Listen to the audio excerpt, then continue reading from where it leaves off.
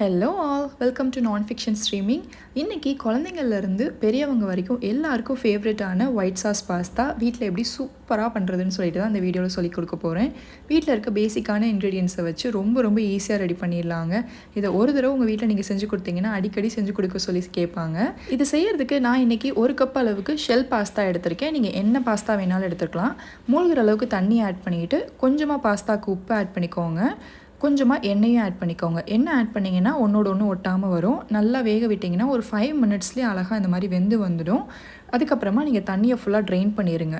தண்ணியை ட்ரெயின் பண்ணிவிட்டு அதில் பச்சை தண்ணி ஆட் பண்ணிவிட்டு ஒரு அலசிட்டு மறுபடியும் அந்த தண்ணியையும் கீழே ட்ரெயின் பண்ணிவிட்டு ஒரு பிளேட்டில் ஒன்றோட ஒன்று ஒட்டாத மாதிரி நல்லா ஸ்ப்ரெட் பண்ணி வச்சுருங்க இந்த மாதிரி. அதுக்கப்புறம் நம்ம அதுக்கான தேவையான வெஜிடபிள்ஸ்லாம் ரெடி பண்ணிடலாம். இதுக்கு ஒரு கடாயில் எண்ணெய் ஆட் பண்ணிக்கோங்க. நீங்கள் எந்த எண்ணெய் வேணாலும் ஆட் பண்ணலாம். முடிஞ்சளவு ஆலிவ் ஆயில் யூஸ் பண்ணிங்கன்னா இனிமேல் டேஸ்ட்டு சூப்பராக இருக்கும். ஒரு 3 பூண்டை துருவி ஆட் பண்ணிவிட்டு நல்லா மிக்ஸ் பண்ணி விடுங்க. பூண்டு நல்லா வதங்கி வந்ததுக்கப்புறமா ஒரு பாதி வெங்காயத்தை கட் பண்ணி வச்சுக்கோங்க. அதுக்கப்புறம் குட்டி குட்டியாக கட் பண்ண கேரட், ஒரு 1/4 வாசி கேப்சிகம், கொஞ்சமாக ஸ்வீட் கார்னும் ஆட் பண்ணிவிட்டு இந்த காய்க்கு தேவையான அளவுக்கு மட்டும் உப்பு மட்டும் ஆட் பண்ணிவிட்டு நல்லா மிக்ஸ் பண்ணி விடுங்க. உங்கள்கிட்ட மஷ்ரூம்ஸ் இருந்தால் கூட நீங்கள் ஆட் பண்ணிக்கலாம். காய் ரொம்ப நல்லா வேகணும்லாம் அவசியமே இல்லை. பாதி அளவுக்கு வெந்தாலே போதும்.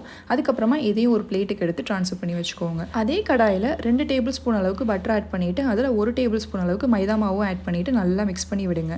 இது நல்லா மிக்ஸ் ஆனதுக்கப்புறமா 1.5 டம்ளர் காய்ச்சி ஆறின பால் ஆட் பண்ணிக்கோங்க. பால் ஆட் பண்ண உடனே நம்மளுக்கு க்ரீமி கன்சிஸ்டன்சிக்கு மாறும். பால் மொத்தமாக ஆட் பண்ணிடாமல் இந்த மாதிரி கொஞ்சமாக ஆட் பண்ணுங்கள்.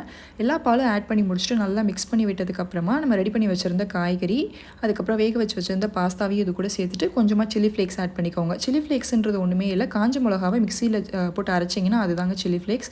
அது கூட மிக்சட் ஹர்ப்ஸும் ஆட் பண்ணிக்கோங்க. மிக்சட் ஹர்ப்ஸ் எல்லா சூப்பர் மார்க்கெட்ஸ் அண்ட் ஆன்லைன்லேயும் கிடைக்கும். அதையும் மிஸ் பண்ணாமல் ஆட் பண்ணிக்கோங்க.